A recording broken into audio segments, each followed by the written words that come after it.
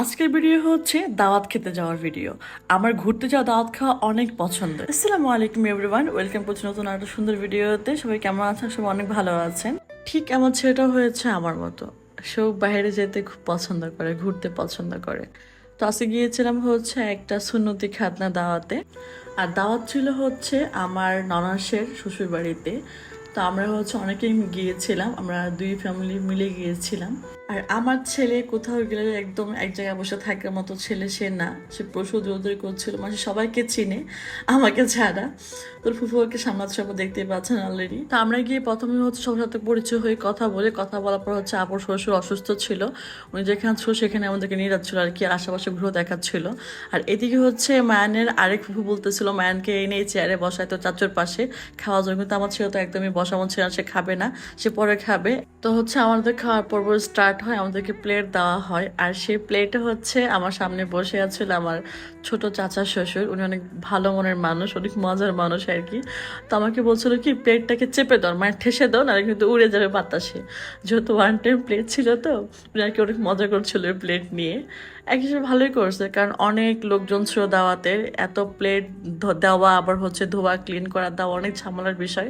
হিসেবে one time plate দিছে, যা যা খেয়ে ফেলে দিবে, এটা গায়ে লাগবে না। ভালো একটা, আমি বলবো ভালো একটা কাজ করছে ওনারা। তো এখন হচ্ছে খাবার পরিবেশনের পালা চলছে। আর আমাকে দেখেন কত শশা দিয়েছে।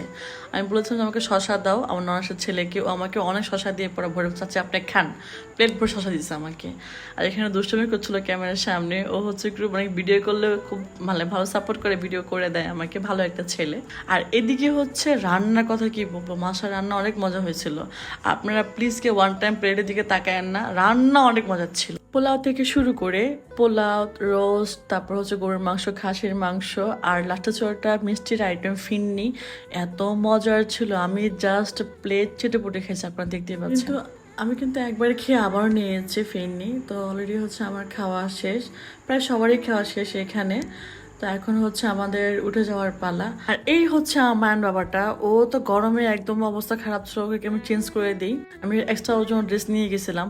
আর দেখেন এত দৌড়দৌড়ি করছো যে ও কিচ্ছু ওর খাওয়াইতে পারিনি। আর যেহেতু মায়ান কিছু খায় নাই, তোর ফুফু আমাকে একবার টিফিন এনে দেয়, আর সেটা আমি এখানে ওর বসে খাওয়াই। আর এখানটায় এত বাতাস ছিল যে, এত সুন্দর ওয়েদার ছিল, আমি এখানে বসে ওরে খাওয়াই। মানে গরমে আপনার হচ্ছে এসি বাতাস লাগবে না, আর মানে ফ্যানের বাতাসও লাগবে না, এত সুন্দর ওয়েদার। তো হচ্ছে আমাদের দাওয়াত শেষ, আমরা এখন বাড়ির উদ্দেশ্যে রওনা দিচ্ছিলাম। দাদা নাতি অলরেডি হাঁটা শুরু করে দিয়েছে। তারপর হচ্ছে বাড়ি গিয়ে রেস্ট নিয়ে তারপর হচ্ছে মানকে ঘুম পাড়ায়, ঘুম পাড়ানোর পর বিকালবেলা একটু পাথারে যায় ঘোরার জন্য, যেহেতু ওয়েদার অনেক ভালো ছিল। আর পাথারে গিয়ে এত সুন্দর একটা দৃশ্য দেখতে পেয়ে মনটা আরো ভালো হয়ে গেল। তো আজকে এখানেই বিদায় নিচ্ছি, দেখা হবে আরেকটি সুন্দর ভিডিওতে। সব ভালো থাকবেন, ভালো পাশে থাকবেন, সাপোর্ট করবেন।